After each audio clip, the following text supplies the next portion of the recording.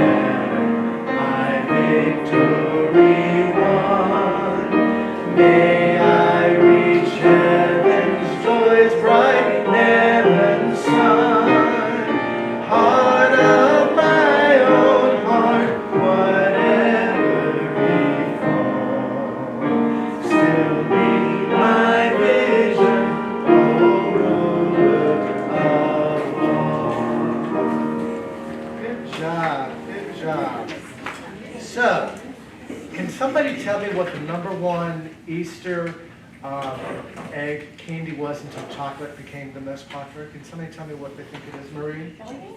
No? Marshmallow. Be more specific. Chocolate. The Peeps! The Peeps! Chris just found an interesting note about it, was that for every child that's born, 509 Peeps are hatched. For every child that's born, 509 Peeps. So we have more Peeps than children. That's a sad world we're living in. Okay, so the quiz for today, the trivia question for today is, when did they start? What's the year that they started? Rudy. I think it was 1953. You are right! That's when I started. 1953, yes sir. Rudy. How is he doing that? How did you get that? Okay. Oh, wow. He must have got inside scoop. All right. You don't want to give him the Peeps? Can we have the Peeps too? Rudy, you get the Peeps too. Yes, Joyce. Joyce has an idea, so we want to listen to it. Go ahead. No, instead of giving people, like you just gave him, Uh-huh. the grocery store, out to eat, or Starbucks, you give them a $10 gas card. So they can get back to church and forth, yeah. All right. Good idea, Joyce. Good idea. I just want to remind you of two things.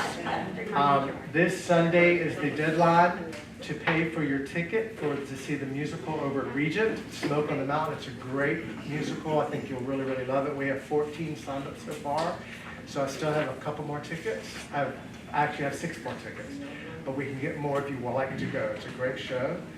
And Louise Broughton is going to, Debbie King has asked if anybody's interested. Louise said she would be sort of helping me with this every couple of weeks, just to pull some weeds out here by the gardening stuff. So if you'd like to help Louise, every couple of weeks after Bible study, see Louise Broughton and she'll line it up, like gardening shears and all that good stuff. Okay? And this Sunday's Love Our City, the Love Our City Fest, and food trucks and all types of inflatables. And we have 3 different food trucks. There's barbecue, there's grilled cheese, there's a couple. Celeste, what's the third thing, Celeste? It's barbecue and grilled cheese and And, the bowls. Greek food, yeah. Greek food, Greek, like, yes. I So think there's it's quite a Greek. variety. And we really want to just be here to get to know these people and welcome them here to Avalon and just really get to know them and love our city. So please be here. That'll start right at 12:30. Right at 12:30. Okay, Miss Donna, you ready?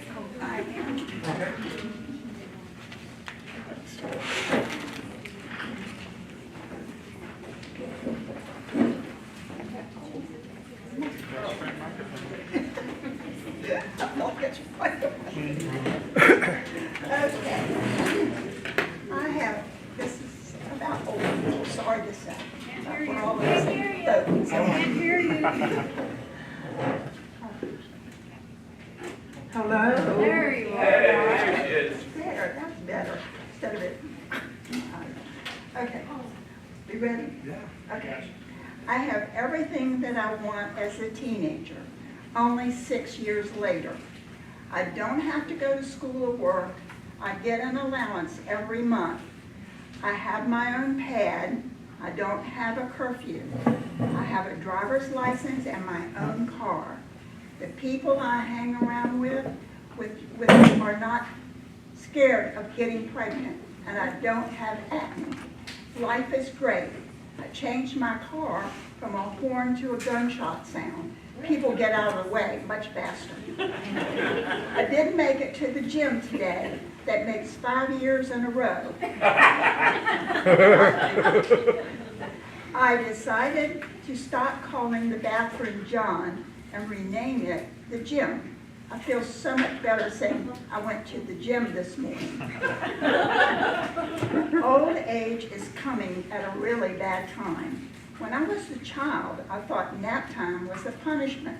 Now it feels like a small vacation. The biggest lie I tell myself is, I don't have to write that down, I'll remember it.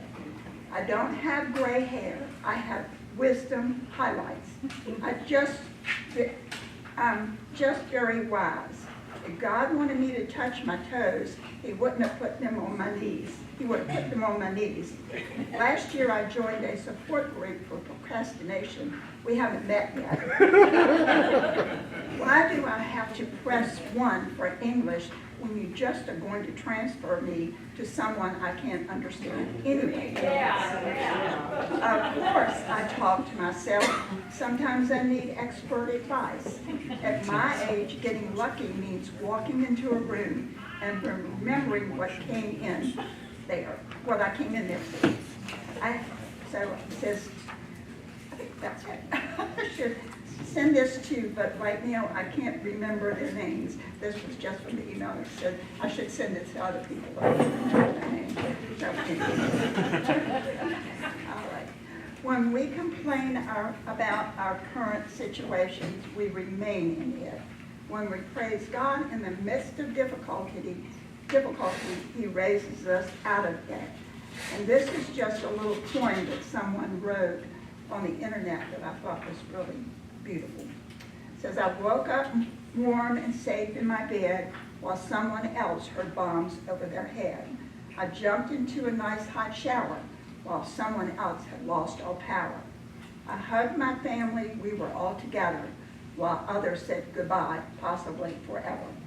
While I fear the money that I will spend, others worry of losing the country they defend. The time it took for me to write this post, many have lost the things they love most. So when I start to gripe and complain, I will stop myself and pray for Ukraine.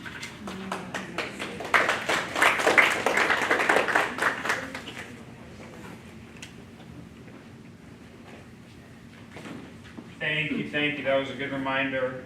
It's good for us to often be reminders of what's happening in the world and people who are in situations very different from where we are now. Helps us to be grateful and also helps us to be thoughtful in prayer. So that's good. Lesson over. Okay, let's get back to the Easter eggs. Just kidding. Before we get in to the lesson, there's some more interesting Peeps facts that you guys need to know about. Oh, does anybody need a copy of the notes today? I think we printed just enough copies, so I want to make sure everybody's got one. Okay. So you guys learned from Rudy already that these things were invented, the Peeps, in 1953.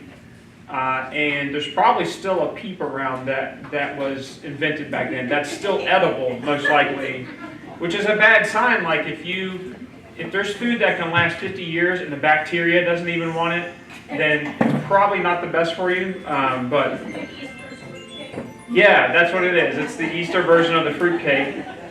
Very good observation. And what's interesting is that they've tried to make, I guess, different flavors of Peeps. And I don't even know if that's possible. That's like the fruit cup, where the cherry and the peach and everything taste the same.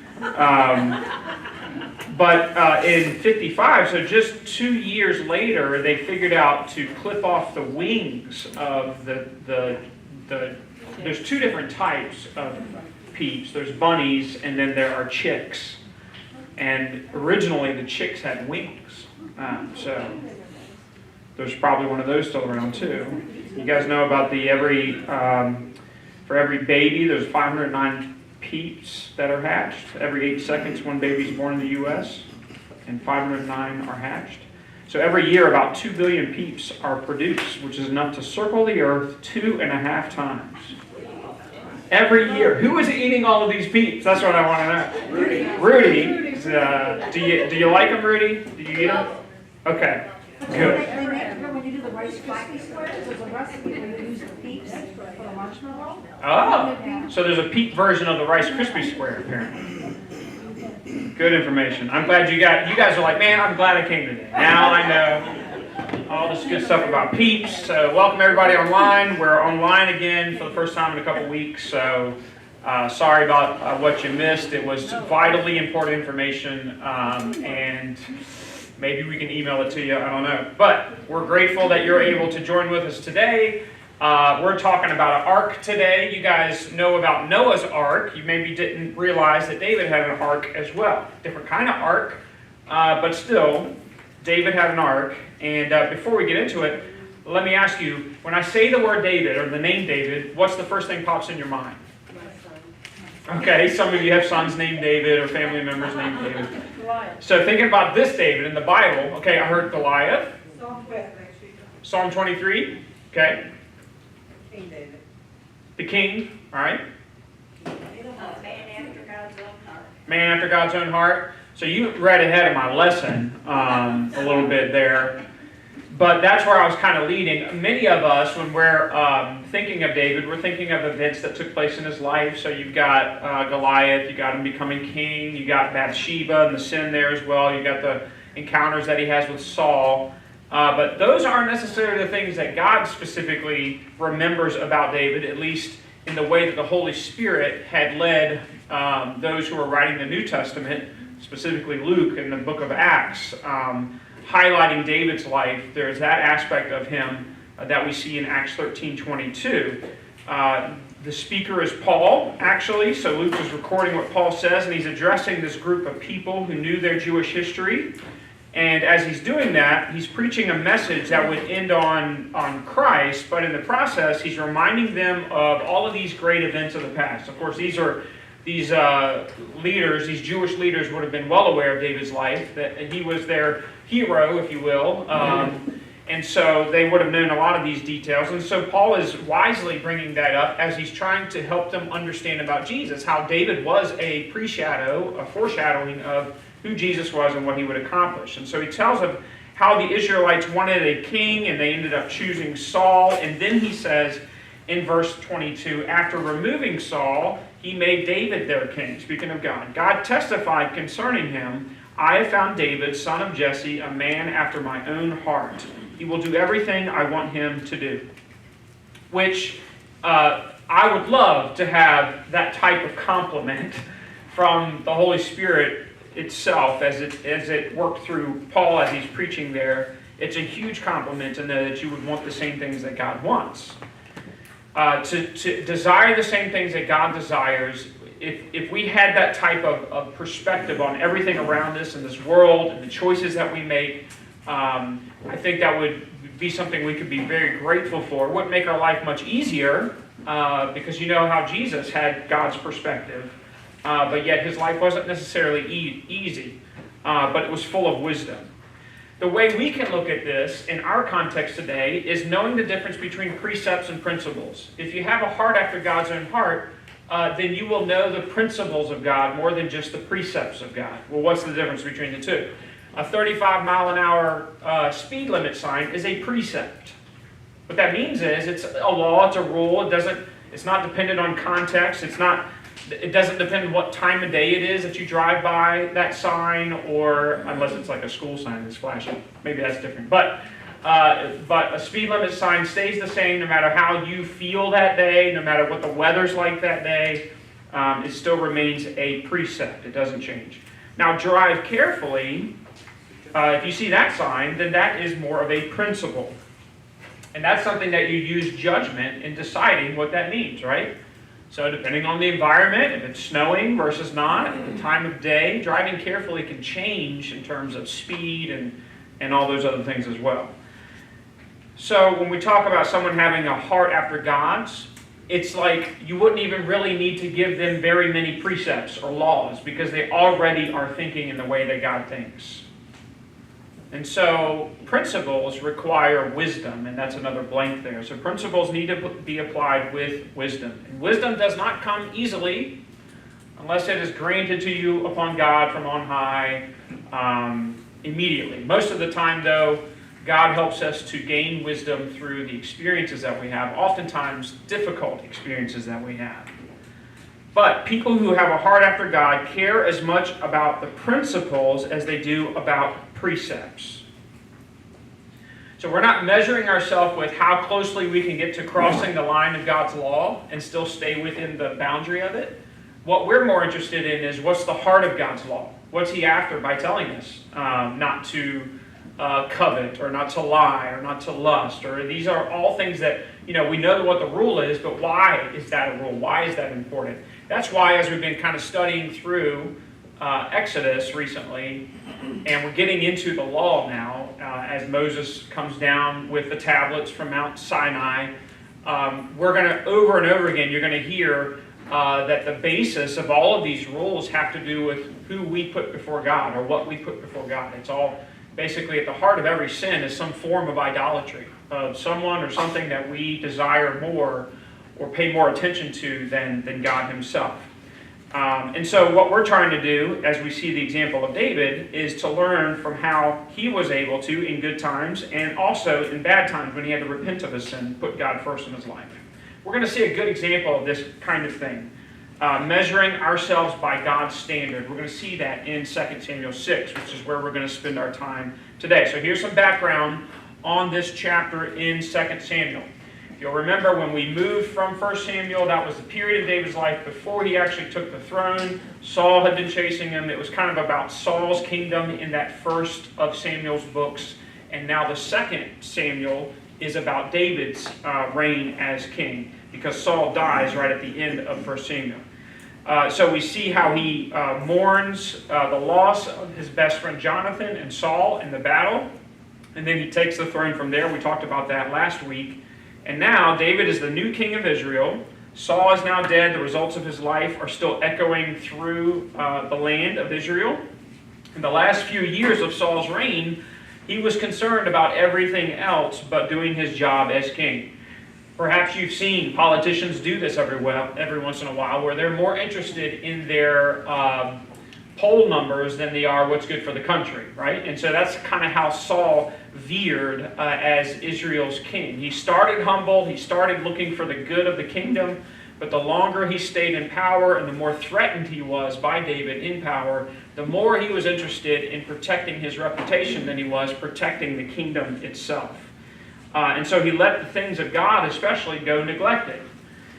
So back in David's time, the central place of worship was not the believer, but the tabernacle. This is how people worship God, encountered Him. They would go to this temporary structure. So the temple was a permanent structure that will come in a little bit as Solomon builds it, David's son. But until that time, it was a tent. The kind of thing that traveled with Moses as they were wandering in the wilderness. That same structure is what people used to worship and to, in a sense, meet with God. So His presence among the people was known as the place of the tabernacle, the place where they would worship. But under Saul, the tabernacle just basically drifted away. It's like maybe you've seen dilapidated churches over time where the people within the church are no longer there keeping it up, and over time you can see what's happening in the life of that church based on the structure of the church itself, right? And the tabernacle at this point has totally been ignored. And within the tabernacle, a particular piece of important furniture went missing as well. And that is the Ark of the Covenant. The Ark of the Covenant is not a boat. It is a piece of furniture that we see going all the way back to God's instruction to Moses on how to construct the tabernacle and everything that goes within it, as an important piece that was included in the tabernacle, in the holy central place of the tabernacle. And so why was it important that this thing went missing? Any idea? Yeah, it was seen as the presence of God. It was a physical manifestation, if you will, of God's favor and His presence. It wasn't that they worshipped the ark as God, but if you had the ark, that meant God was there with you. They saw that as the place where God kind of touched down, if you will. The Shekinah glory was a concept that they had. Not necessarily, Shekinah glory is not anything specific that I know of that's in the Bible, but it was a concept that they had of God's presence there among them. So there were specific directions on how the thing was to be built and carried, because they believed that's where God rested.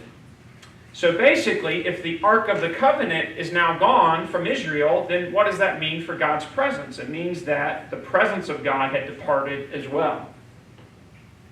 You'll see the effects of this in just a minute. When the presence of God disappears, then so does the spiritual lives of the Israelites as well. The influence that God's presence would have on His people goes away as well. So, David is aware of this, and he knows he needs to get the ark back. And so that's where we are when we come to 2 Samuel 6, verses 1 through 5. It talks about how he gets the ark back. David again brought together all the able young men of Israel, 30,000. He and all his men went to Baalah in Judah to bring up from there the ark of God, which is called by the name of the Lord Almighty. You see the capitalization there? So these are references to God's proper name, who was enthroned between the cherubim on the ark. They set the ark of God on a new cart and brought it from the house of Abinadab, which was on the hill. This dude had it like in his yard or something, like it's at a guy's house, in this. So it's almost like you got Antiques Roadshow and like they're like, do you realize what you've got here? It's like the presence of God. So they go to pull this thing back, which is on the hill. Uzzah and Ahio, sons of Abinadab, were guiding the new cart with the ark of God on it, and Ahio was walking in front of it. David and all Israel were celebrating with all their might before the Lord with castanets, harps, lyres, timbrels, sistrums, and cymbals. David's a musician. He likes the instruments, and so all of them are there, and they're celebrating. Everybody's partying, and they're dancing because the ark is coming back home to where it belongs. So this is a victorious, happy time, and so they are doing this. This is actually a good time to explain a little bit more about the ark. So here it is. You may be thinking in the beginning it was a big boat, but what it is actually it's a box or a chest, okay, that was in the middle of the tabernacle. And the box was made of wood, rectangular in shape, and it was plated with gold on the outside. And the cover of this box was very significant. On the top of the cover was a grate of gold where you could see down into the box itself, and that was called the mercy seat. There's a lot of references in the New Testament back to the mercy seat of God. And all of the things that were included in tabernacle were pictures or symbols of realities that exist in heaven and God's presence in the kingdom. So we could spend a whole few months just talking about the different pieces of furniture in the tabernacle, what it actually means theologically. Wouldn't that be exciting? Some of us would be like, yes! But this definitely had some deeper significance and meaning on God's presence. At either end of this cover were these cherubims, heavenly creatures looking down on the chest with wings that are touching. Okay, you know, when you think about heaven, you just think there's lots of angels there, and that's like a creature that we think of. You know, if you go to Dollar Tree or Heaven and Earth, you see these statuettes or figurines, but when you look at how they're actually described in Scripture, very different from these lovely little things, knickknacks that we have around the house. And angels there's such a variety of heavenly creatures that we categorize as angels. But seraphims and cherubims are different types of these angels. But they're looking down on the chest, their wings are touching, they're solid gold, and they're heavy, which makes the whole ark top heavy and awkward to carry. So if the ark is made fully of wood, it's plated with gold, and then you have these solid gold creatures that are large and they're touching in the middle, you have to carry this a certain way for bad things not to happen. So beneath the cover of this ark, this grated cover, that was the mercy seat, you had a golden jar that actually contained manna. You guys know what that is? We talked about that recently. That's the bread substance, the wafers that were found by the Israelites in the desert. What's interesting about this manna is, back then when they were gathering it, they had to gather a new supply of it every day, basically, or at least before Sabbath they gathered 2 days' supply. So this stuff would not last any longer than a couple of days. But yet you have this manna in the ark that is sustained apparently through the years. Then you have Aaron's rod, which is the symbol of leadership and God leading through his people, the priests, in that time. And then you have stone tablets, which were the very ones that Moses brought down from the mountain a couple times. The first time didn't work out too well, and he comes back with the second version, tablet 2.0. So God promised that he would meet his people above the mercy seat. So that was why they saw this as such an important thing. And it sounds strange to us because what we believe about God's presence, what we understand from the New Testament, is that it is not physically like centralized or located in one room or over a piece of furniture and things like that, because we understand about the Holy Spirit and how God is omnipresent and that the nature of God's presence will change based on where the Spirit is moving. And the New Testament teaches about how the Spirit is just like wind. You can't predict where it's coming from or where it's going and how it moves around. So you can't necessarily say that God is over here now and over there now. But back then, they did have this very physical concept of God's presence that was centralized based on these symbols that were given to them. So that's why this was so important to them. This is how they understood God's presence with them, and through these symbols and pictures. So at the base of each of the four corners of this box was fixed a ring for a gold-plated pole to be used to carry the ark. Because no human hand was to touch the ark itself, and only specific types of humans, if you will, were allowed to touch it. They were the Levites. Who were the Levites? Yeah, so they were the designated tribe of Abraham's sons, or Jacob's sons, who would be in charge of carrying the ark, or actually in charge of the tabernacle, setting all that up. All of the go-between between man and God happened with the Levites. So as the priests, they were the only ones who were able to carry the ark, and they had to do it very, very specifically here. So this is where we see David gets into trouble. He's a little bit of a pragmatist. Pragmatist. That's a fancy word for a blank there. What does that mean, a pragmatist? Somebody who's very logical and looks to, very purposeful in their Yeah. actions. Yeah, someone who is utilitarian, right? Somebody who's like, I'm going to decide what's easiest, most convenient, and also most productive, right? So a logical thinker, and so David is like, let's just figure out how to improve on this whole transportation thing. Instead of having certain people carrying it the whole way, let's just throw this thing on some wheels and roll the sucker back, because we got some dancing and some music to be playing, right? So that's what we're after here, and that's what David's doing. And so he decides to use a cart, thinking it would be more efficient, and then here comes something terrible that he did not anticipate. 2 Samuel 6, 6 and 7. When they came to the threshing floor of Nacon, Uzzah reached out and took hold of the ark of God, because the oxen stumbled. So you had these animals pulling the cart that had the ark on the back of it. And you have this guy with good intentions, who's not a Levite, reaching out to touch the ark to keep it from falling. The Lord's anger burned against Uzzah because of his irreverent act. Therefore God struck him down, and he died there beside the ark of God. Ouch. I would imagine, picture it. You had the dancing, you had the castanets, everybody's like playing the instruments and stuff, and then it gets a little too rowdy, they hit a bump or something, the oxen's kind of stumbling a little bit, and Uzzah's just trying to keep this, and this man is struck dead in front of the presence of all of these people. It probably would have been just a moment of silence right there, right? This awkward silence.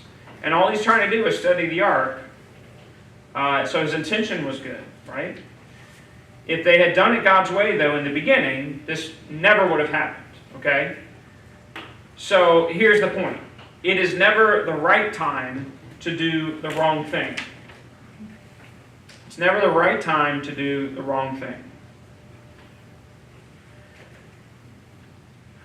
So this is probably the least.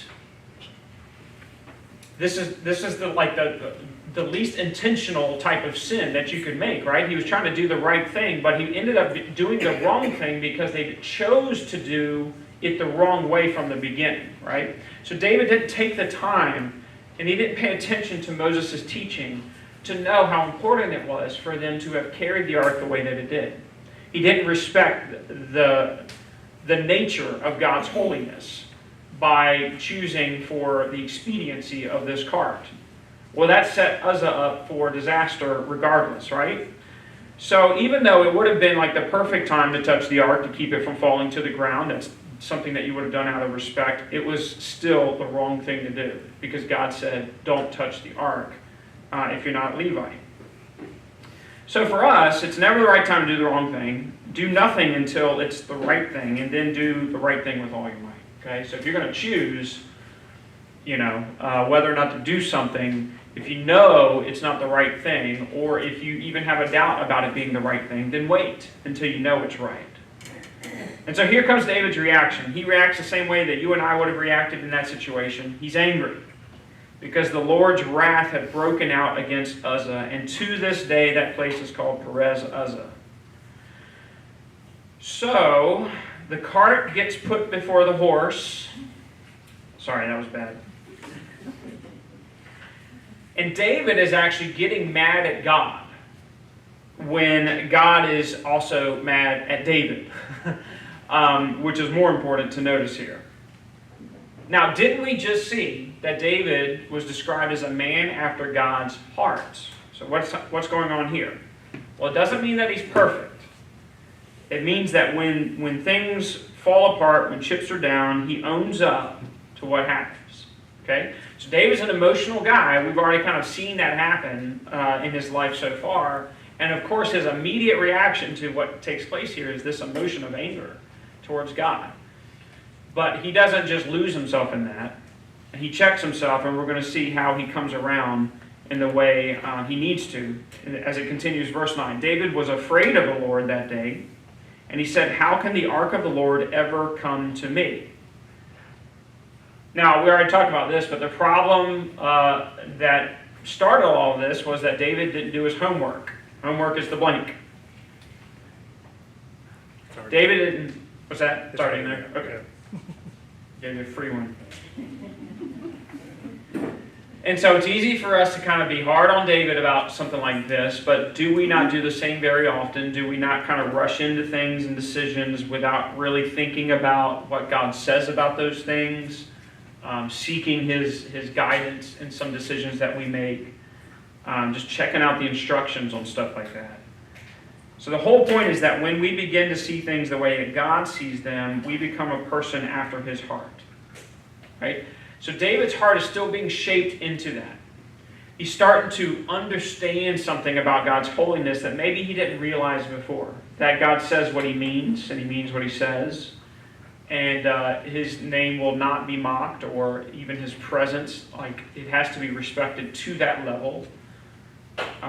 And so David's learning this, and that's a fear in the beginning for us. I think all of us kind of have that beginning in our relationship with God where it's like you're afraid of the power of this thing that's created us, and also we answer to at the end of our life, if you will. And so it starts there, and you want to find out more about this being, and then you realize as you build a relationship with this God who is to be feared, that in addition to a holy fear of God, we can also have a connection of love as well. So as David starts afraid, and then verse 10 it says, he was not willing to take the ark of the Lord to be with him in the city of David. Instead, he took it to the house of Obed-Edom the Gittite. So he finds another house on the side of the street. He's like, you got room in your barn for this thing? The ark of the Lord remained in the house of Obed-Edom the Gittite for 3 months, and the Lord blessed him and his entire household. So this guy, I mean, I'm just picturing him being the closest house to where that cart fell, because David's like, I don't want to mess with this thing anymore. If this is going to happen to a man who's trying to keep it from falling, then what's going to happen to the rest of us if something else happens and we don't know what to do in the situation? So David probably went to the nearest location, and that ends up being this guy's house, who's not even an Israelite. And he keeps it there, and there it is in his shed or wherever for 3 months. And the whole time, his house, maybe he's a farmer or something like that, he just, like, the animals are like stronger than ever. They're having more calves than ever. It's like business is great for this guy. His house is blessed because of the presence of God. So David notices that Obed is having the time of his life, getting all these blessings from God. He's still paying attention to where he left the ark. He knows what the ark is. He just doesn't know what to do with it. And he's seeing that this man's life in his house is blessed because of God's presence. And this leads him to what he does next. Now King David was told, the Lord has blessed the household of Obed-Edom and everything he has because of the ark of God. So David went to bring up the ark of God from the house of Obed-Edom to the city of David with rejoicing. So he goes back in to try this again. Now, why in the world is David all of a sudden willing to do this when he wasn't before? He's gung-ho and bringing the ark. Yeah, this is a man who figured out he needed to do a little bit more homework, and he figured out what he needed to do. So here's the behind the scenes that David actually does between the first and the second trip to bring the ark back. And that's in 1 Chronicles 15. We'll read a couple sections there, verses 1 through 3, and then 12 through 15. 1 Chronicles 15, 1 through 3. After David had constructed buildings for himself in the city of David, he prepared a place for the ark of God and pitched a tent for it. Okay, so David never forgot about the presence being away from where it belongs in this city. And he's preparing for it to be there. Then David said, no one but the Levites may carry the ark of God, because the Lord chose them to carry the ark of the Lord and to minister before him forever. David assembled all Israel in Jerusalem to bring up the ark of the Lord to the place that he had prepared for it. Further down in verse 12, he says to them, you're the heads of the Levitical families. You and your fellow Levites are to consecrate yourselves and bring up the ark of the Lord, the God of Israel, to the place I prepared for it. This guy's doing his homework now.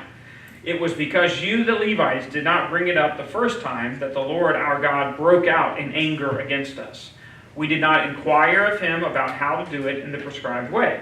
So the priests and Levites consecrated themselves in order to bring up the ark of the Lord. What does that mean? Consecrating themselves. Purified.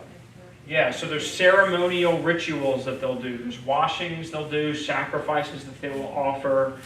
Very similar to when we just saw how God was saying, prepare the people for the commandments, right? They had to, for 3 days straight, go through these ceremonial washings so that they could be ready for experiencing God's presence there on the top of this mountain.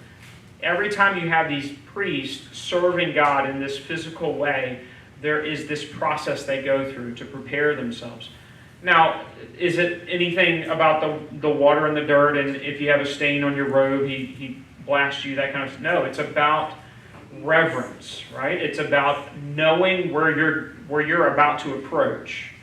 It's the kind of thing that we should probably do when we pray, in a sense where we should probably take a moment, pause, reflect on who it is we're talking to, spend maybe the beginning of our prayer praising God, honoring, speaking about who He is and what He is, and then going into inviting Him into the concerns that we have in our life.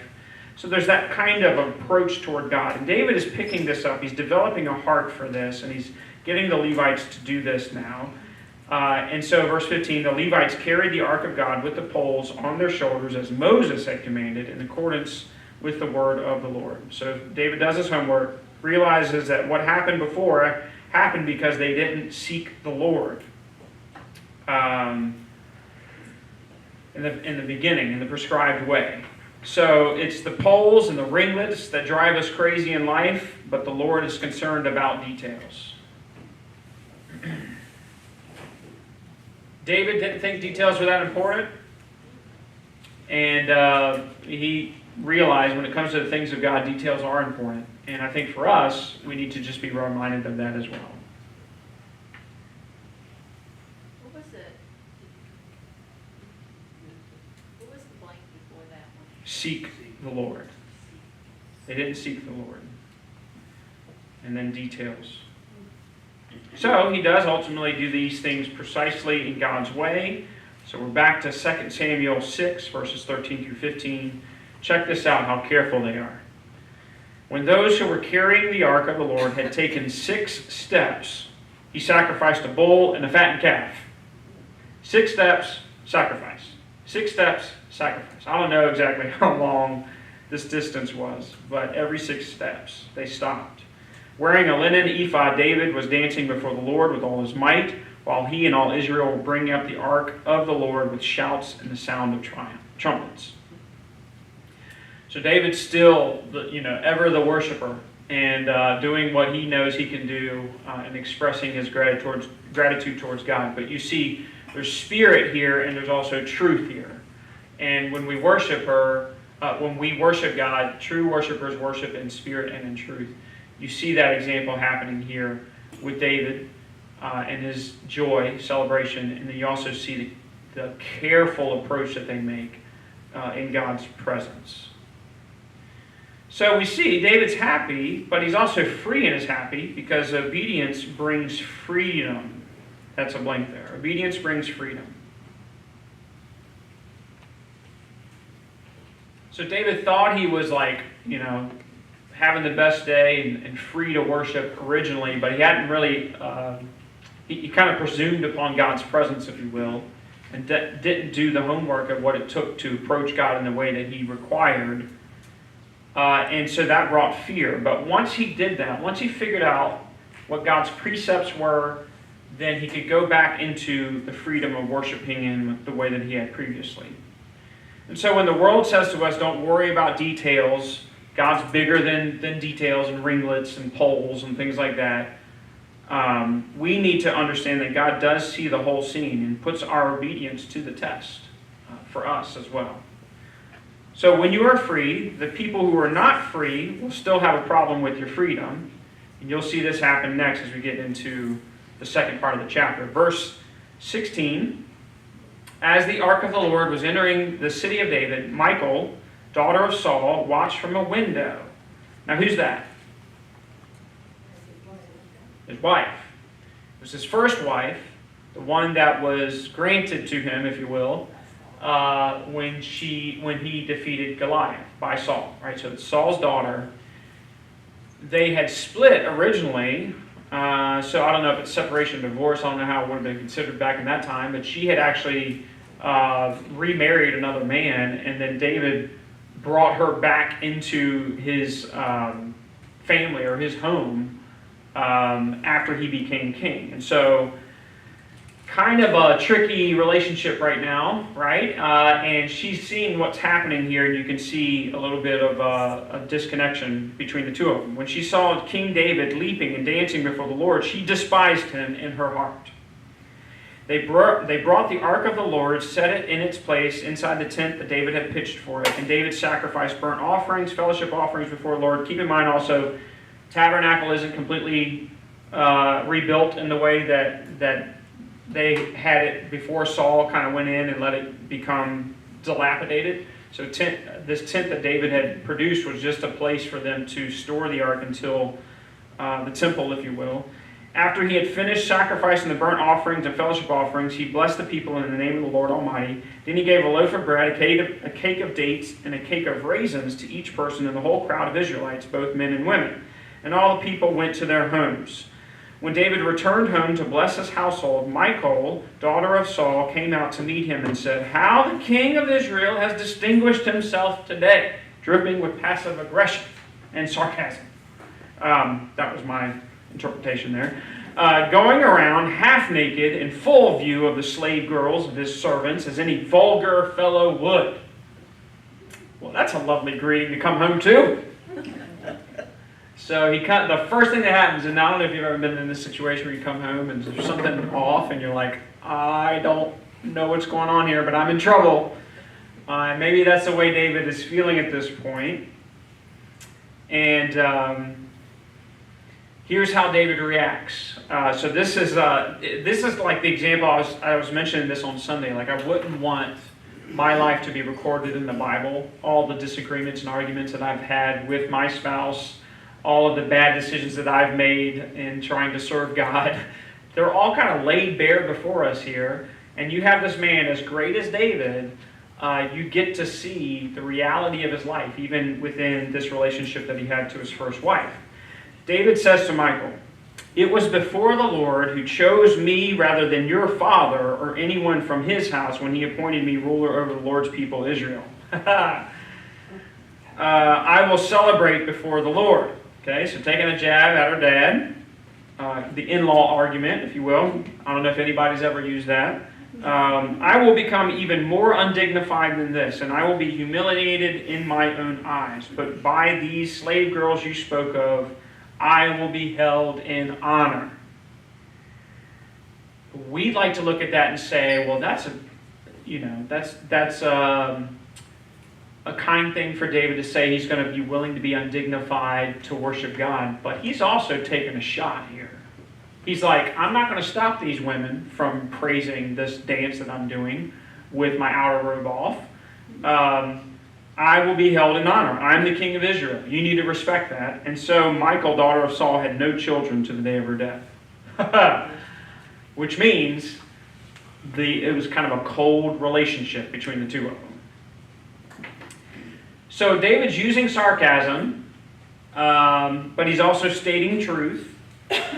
And Michal's paying dearly for her sarcasm towards David and also ultimately towards God through this. And so here is this old horizontal versus vertical vision thing again, right? David is focused on God in his worship. I don't think David was doing this as a performance when the ark is coming back home. He's not thinking about who sees him and what they think about him and all that kind of stuff. He's lost himself in worship towards God. But as soon as he gets home, and Michal is like, questioning basically his priorities and all that kind of stuff, he doesn't necessarily respond kindly to her. Michal was focused more on the reaction of the people around David. So her vision of what happened there was totally horizontal. David's was vertical. It was we are worshiping God. This is what I'm doing, expressing myself to God. I'm grateful that I'm in a position now that God has put me in. But Michal did not see that. And so she's coming at David, attacking him with this vertical perspective, or a horizontal perspective, when David saw it in the vertical way. And so you see the reaction that comes from that and the disagreement. So this could be something that even people of faith who share a faith together in a marriage can see differently. And it's important for us to notice that. Like, there are going to be times where your spouse's faith or someone else in your family's faith is at a different level than yours is, or vice versa. And you've got to have some patience and willingness to not just question motives and things like that along the way as you're both growing in the Lord. So David doesn't do this well, and we've already talked about this last week. David, a man after God's own heart, an amazing king, a faithful leader, a valiant warrior, a bad father. Not a really good husband. It's okay to say that because God uses imperfect people to do things beyond even their own capability. And I would imagine David, if he were to stand before you now, could tell you some of the things that maybe he regretted in his own life had to do with his family. We certainly know that later on, because of all the division in his family, he's about to lose the kingdom to one of his own grandsons over time. So you see how this all kind of builds up, even from the very beginning. So here's some lessons to learn from these things. First of all, the better you know where you stand with the Lord, the freer you can be. The better you know where you stand with the Lord, the freer you can be. So when David knew that his relationship with God was right, that he was obedient to the specifics of what God required of him, he had the freedom to worship in the way that he was, and he wasn't as affected by what people thought about him. That's good, right? And I think the same thing can be true for us. When we find ourselves comfortable in doing God's will and working for His kingdom, then our reputation doesn't stay as important to us as it normally would. And this is so important for us in the age of social life, networks and all that kind of stuff, how people think of us and what they see of us. But once we become singularly focused on what God thinks of us and sees of us, then a lot of those other things that used to matter so much to us no longer do. And it's just a good focus for us to focus on pleasing God, serving Him, so that these other things can fade away. And so you see David having that experience, and it actually leads to better things for him. The second lesson to learn is the freer you are before the Lord, the more confident you will become as well. So once you're able to grow in your relationship to God, your confidence in the things that God has called you to do becomes stronger. Now, where Satan tries to tempt you with that is in pride, and especially spiritual pride. This is what happened with the Pharisees and all those as well. Like, they were so confident in their obedience that they lost sight of their first love. And so for us, let's focus on obedience to God and focusing on what He's called us to do in the time and place that we find ourselves in. But then also let us be aware of how people may not see things the same way we do, and having a grace for people in those situations as well. So hopefully this kind of helped you. This is some real life stuff. These aren't just fairy tales in the Bible for us to kind of talk about giants falling and rainbows and things like that. These are arguments between spouses. These are very difficult decisions that rulers need to make in a political situation. These are just things that we can see even in our own life or in the lives of people around us that relate to something that happened so long ago. So hopefully that's helpful to you. Before we're done today, I want to give us opportunity to talk about things we can pray for and encourage people over maybe some things we can be grateful to God for that's happening in our life or the lives of someone around us.